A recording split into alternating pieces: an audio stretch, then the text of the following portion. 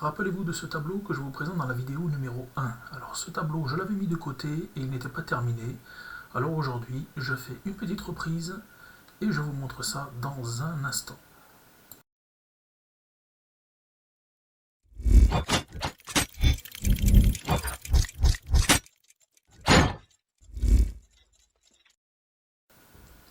Bonjour à tous et bienvenue. Alors n'oubliez pas, si vous êtes de passage,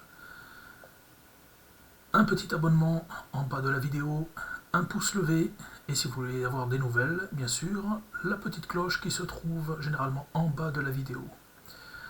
Alors bonjour à tous et merci donc de me suivre, merci également la bienvenue aux nouveaux abonnés. Alors comme je vous le disais, donc j'ai récupéré un ancien tableau que j'avais mis de côté, qui n'était pas terminé, et nous allons voir aujourd'hui bien sûr la possibilité de mettre en valeur un tableau. Alors toujours pareil, l'importance de temps en temps de mettre un tableau de côté, ça nous permet un petit peu de réfléchir à la suite de la réalisation. Voilà, donc c'est ce que j'ai fait, parce que parfois en ayant le nez en permanence collé sur un tableau, eh bien écoutez, des fois on a des doutes, ou alors on ne sait pas un petit peu dans quelle direction on va aller, si on fait ça un petit peu en freestyle. Donc comme c'était mon cas sur ce tableau, je ne savais pas trop jusqu'où je devais aller, si je devais le stopper là ou poursuivre. Donc aujourd'hui je le reprends et vous allez voir ça tout au long de cette vidéo. Donc j'interviens de temps en temps mais je le mets régulièrement donc en accéléré.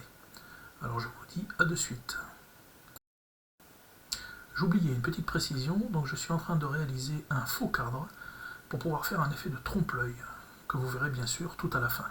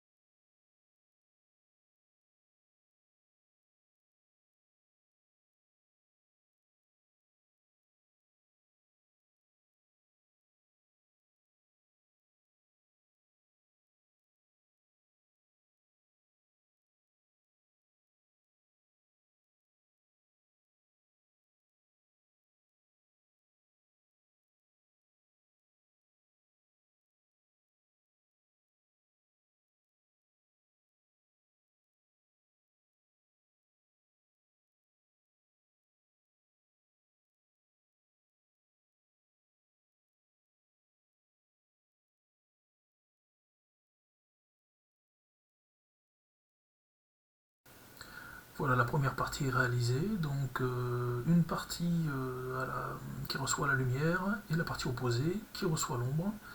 Et maintenant il faut attendre que ça sèche pour pouvoir passer à la suite.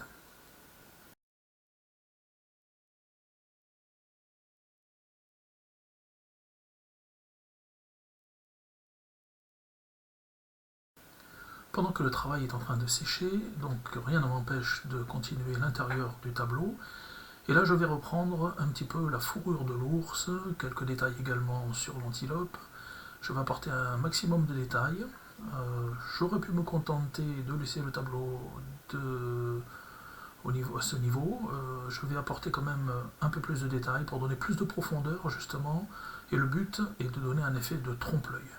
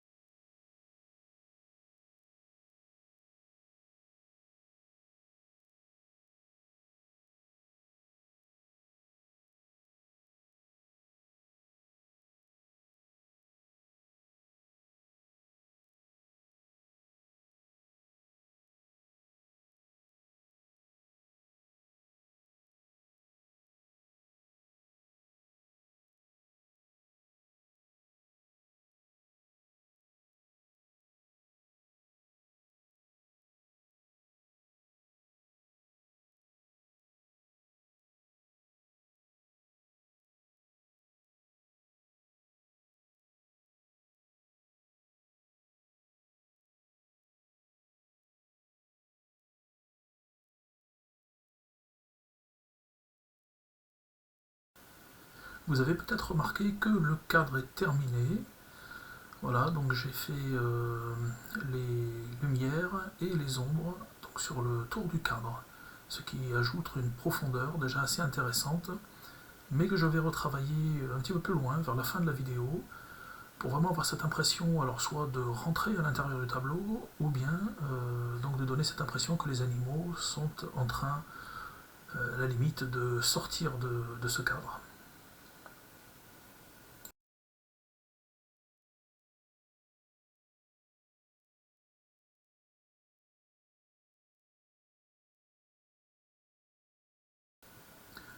Maintenant, je vais me concentrer sur l'intérieur du tableau, donner beaucoup plus de détails aux animaux et rajouter quelques éléments un tout petit peu plus loin, vous allez voir ça, pour casser un petit peu peut-être ce que certains trouvent comme de l'agressivité.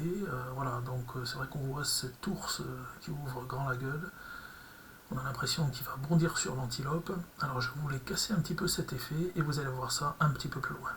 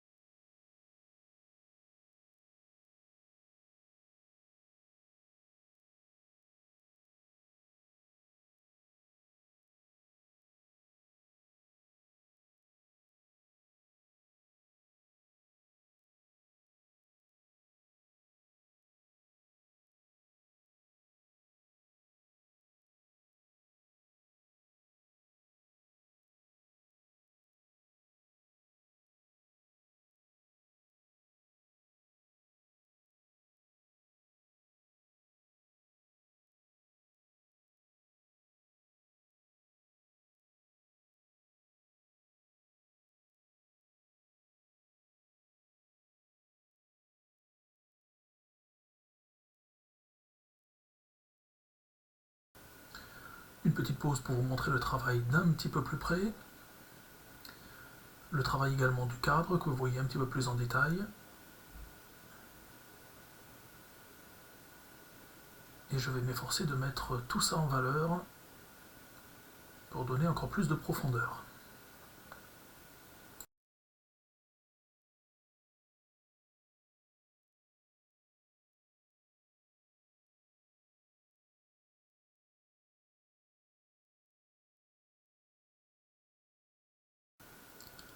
Je ne sais pas si vous vous rendez compte, mais c'est vrai que le travail, tout ce qui est pelage en fin de compte, ou les cheveux, c'est quelque chose qui prend beaucoup de temps. Pourquoi? Parce qu'il faut quasiment faire les poils un par un. Alors oui, quelques techniques pour tricher, pour donner un petit peu un effet de pelage, alors qu'on ne va pas rentrer dans le détail. Donc là, c'est ce qui est fait actuellement. Mais là, je m'efforce de donner beaucoup plus de volume à la fourrure, notamment au niveau de la tête. Donc il me faut impérativement travailler donc les poils un par un. Alors, tantôt en travaillant des poils foncés, d'autres moments des poils plus clairs. C'est ce qui va donner donc ce volume qui est important.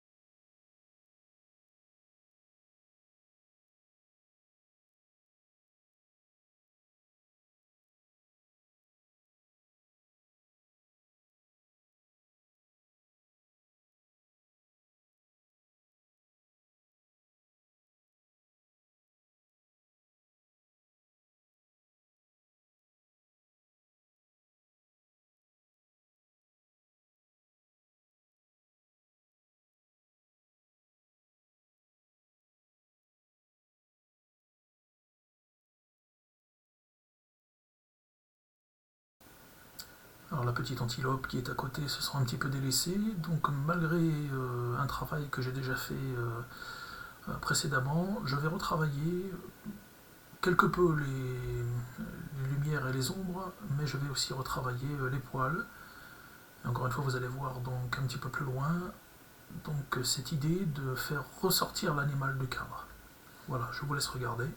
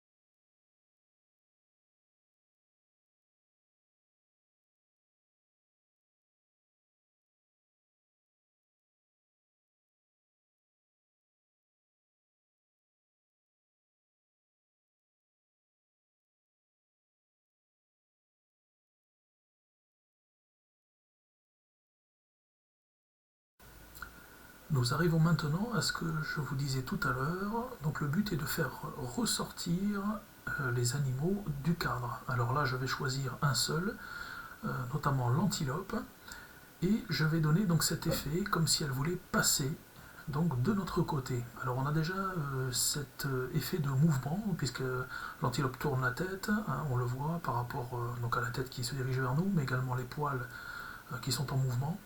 Et je vais accentuer ce détail en faisant donc passer les poils par-dessus le cadre. Voilà, ce qui va donner un effet de trompe-l'œil, donc assez léger. Hein, je ne vais pas passer, j'aurais pu faire passer un peu plus la tête, mais ça il aurait fallu le prévoir avant. Donc là simplement le fait de poser quelques poils sur le cadre, vous allez voir que ça donne tout de suite cet effet de trompe-l'œil et l'idée que l'antilope va venir vers nous.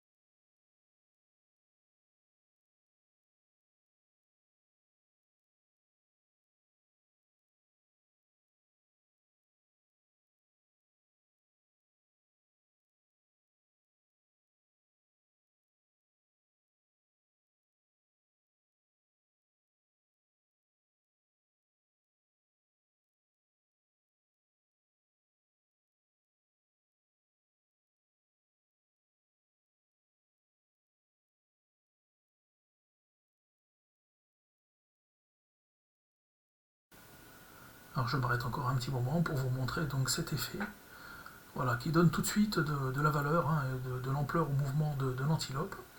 Et cet effet donc voilà de 3 dimensions et cette impression que l'antilope est vraiment juste derrière le cadre.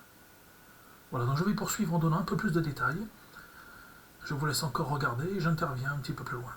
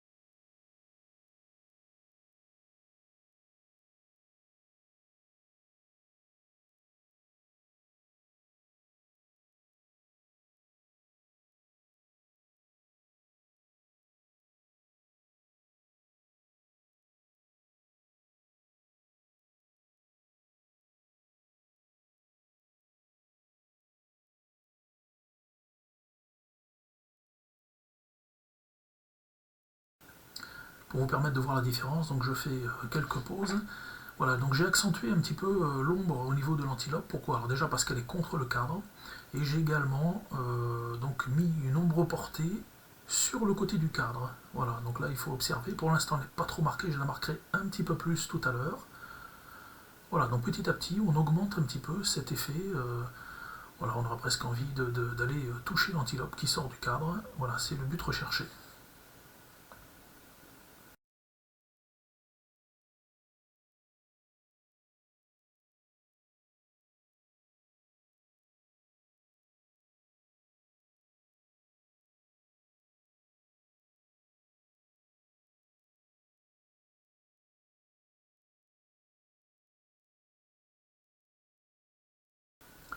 Je vous ai précisé tout à l'heure que je voulais casser un petit peu ce côté agressif de l'ours. Alors je rajoute un simple élément, donc qui va augmenter le côté trompe-l'œil, qui va donner une petite touche un petit peu humoristique, on va dire, et simplement, donc avec ce que je suis en train de réaliser, donc un papillon, voilà, que j'ai posé sur le nez de l'ours. Ça va casser cette impression, parce qu'on avait l'impression au début que l'ours allait attaquer l'antilope, et cette fois-ci, on va plus avoir l'impression que l'ours est dérangé par un simple papillon. Alors je vais continuer le détail, et vous allez voir que ça change complètement le rendu du tableau. Et cette idée qu'on peut se faire donc de cette agressivité qui ressort de la composition.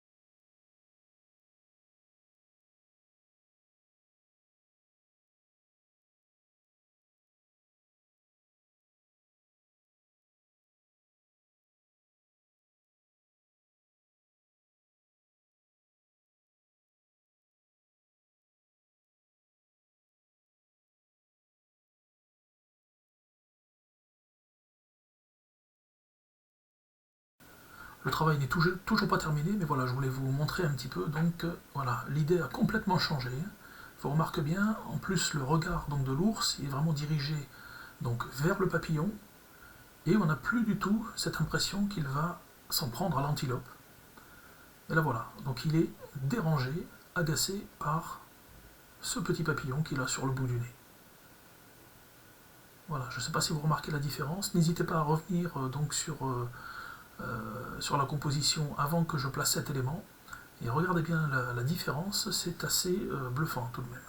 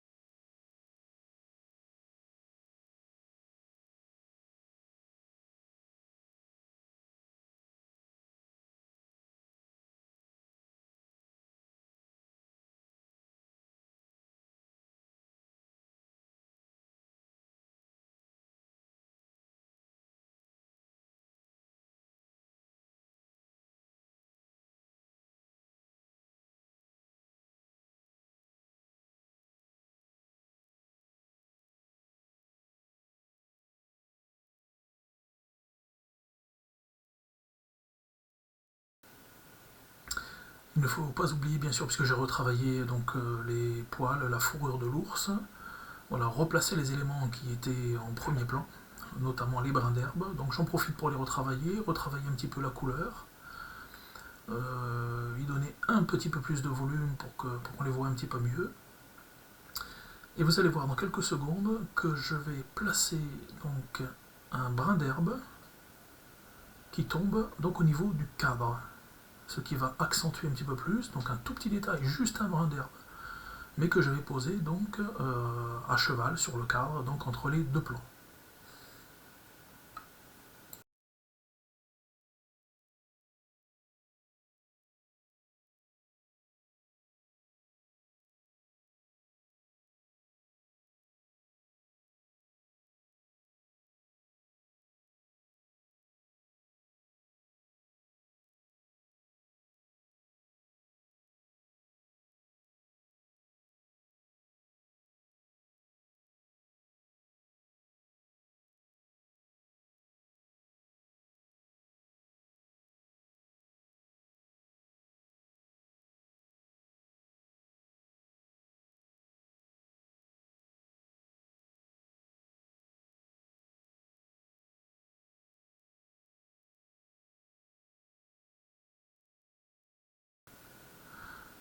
Donc le petit brin d'herbe est posé. Alors je l'ai légèrement décalé pour ne pas le confondre bien sûr avec les poils de l'antilope.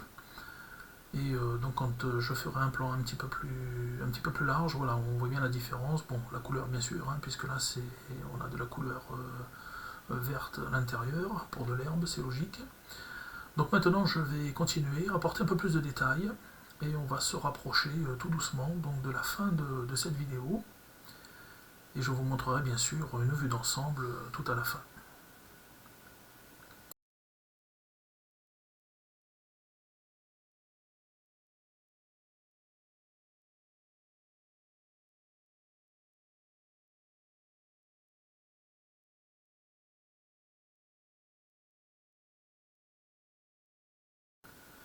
Je suis maintenant en train de finaliser, voilà, donc un petit peu de retouche, donc la bave de l'ours, voilà, donc je rajoute des petits points de lumière pour accentuer un petit peu davantage, je fais quelques retouches, voilà, on arrive vraiment au terme de donc, cette démonstration. Je ne l'ai pas précisé, mais à la base ce tableau a été travaillé à l'acrylique et je suis revenu, donc depuis le travail du cadre, je retravaille à l'huile.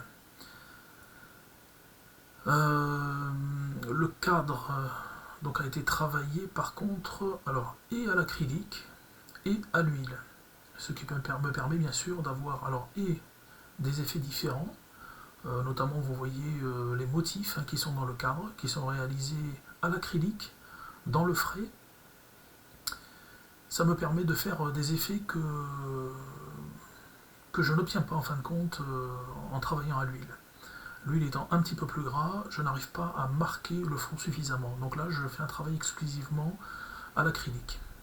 Une fois sec, bien sûr, je retravaille complètement à l'huile. Voilà, donc je termine ce travail.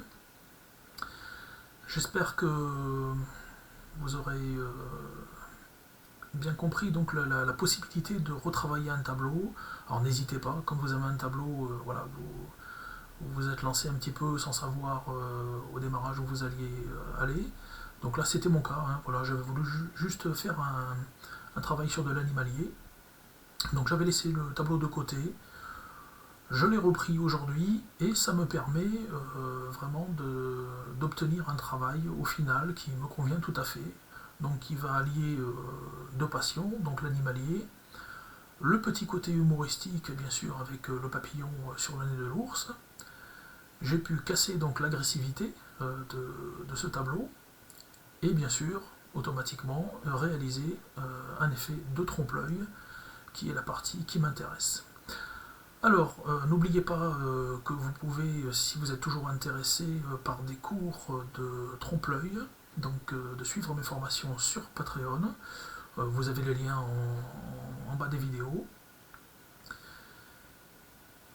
Et n'hésitez pas bien sûr à parler de mon travail, ça me permettra d'avoir de nouveaux abonnés et je vous en remercie d'avance.